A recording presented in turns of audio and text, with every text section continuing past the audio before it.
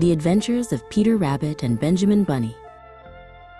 Once upon a time, there were 4 little bunnies, and their names were Mopsy, Flopsy, Cottontail, and Peter. They lived with their mother in a cozy hole under the roots of a very big tree. One morning, Mrs. Rabbit said, "We need bread for our supper. I'll go into town to buy a loaf." She grabbed her basket and an umbrella, just in case of rain. Before she left, Mrs. Rabbit looked at her bunnies. "You may go outside to play," she said, "but remember, don't go into the farmer's garden. Your father had an accident there, and he never came home." "Yes, Mother," said the 4 little bunnies. Mrs. Rabbit headed off to town. The bunnies put on their little jackets and shoes, and then hopped outside into the sunshine. The 4 bunnies hopped down the path. "Look over there," said Mopsy, pointing with her paw. "I see a blackberry bush." "Yum," said Flopsy and Cottontail in unison. Flopsy, Mopsy, and Cottontail began to pick the sweet, dark berries. But Peter did not want blackberries. "I'm not interested in berries," Peter thought to himself. "I'm going to the farmer's garden." While his sisters were busy, Peter hopped away through the woods. Soon, a path led him straight to the farmer's gate. It was locked, but Peter was small. He squeezed underneath the gate and looked around. "I see green leaves everywhere," Peter said with delight. He wandered through the garden, nibbling on delicious treats. First, he ate some crisp lettuce. Then, he ate some crunchy green beans. After the beans, he ate some spicy radishes.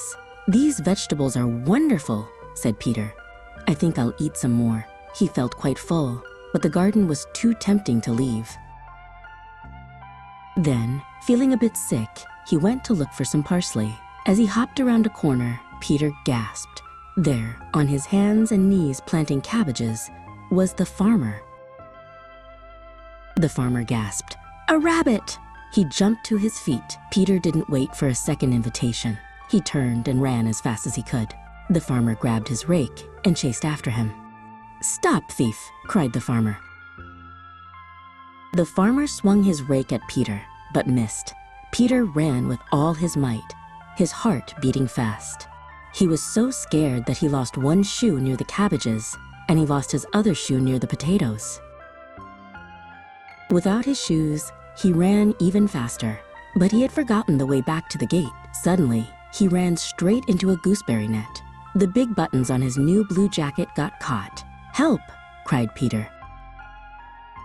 He kicked and twisted, but it was no use. Some friendly birds flew over to Peter.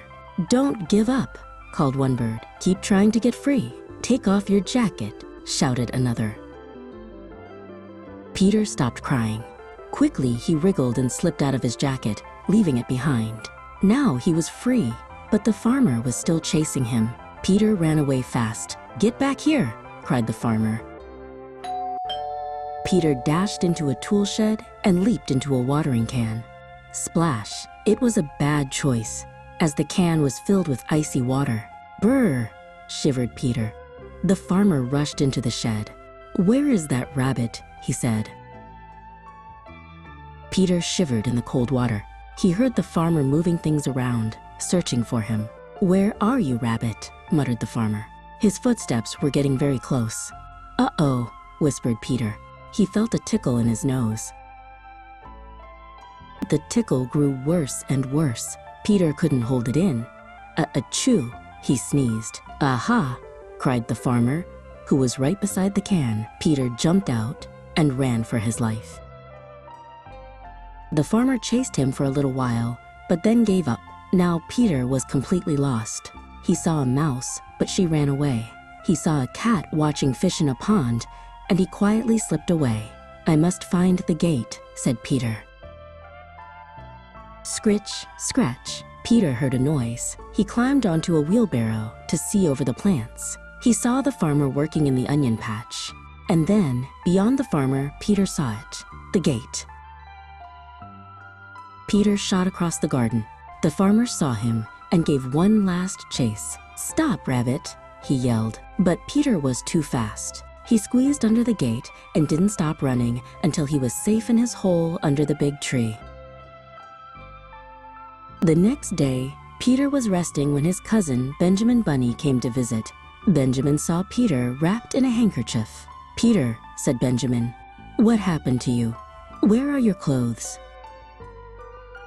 Peter told Benjamin all about his adventure. "I have good news," said Benjamin. "I just saw the farmer and his wife go to town in their wagon. We can go back to the garden and look for your clothes." Peter was nervous, but he wanted his jacket back. The two cousins walked through the woods and climbed onto the stone wall overlooking the garden. "Look," Peter gasped. "There's a scarecrow, and it's wearing my jacket and shoes."